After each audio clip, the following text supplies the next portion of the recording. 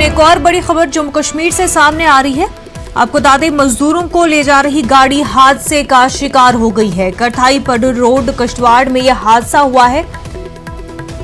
5 अफराद लापता बताए जा रहे हैं। राहत बचाव का काम जारी है।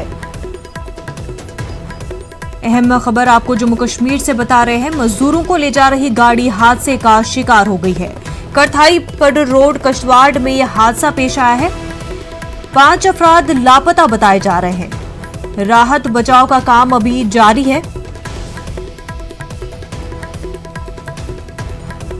नाजरीन, करथाई पडुर रोड किश्तवाड़ में हादसा पेश आया है। 5 अफराद लापता बताए जा रहे हैं।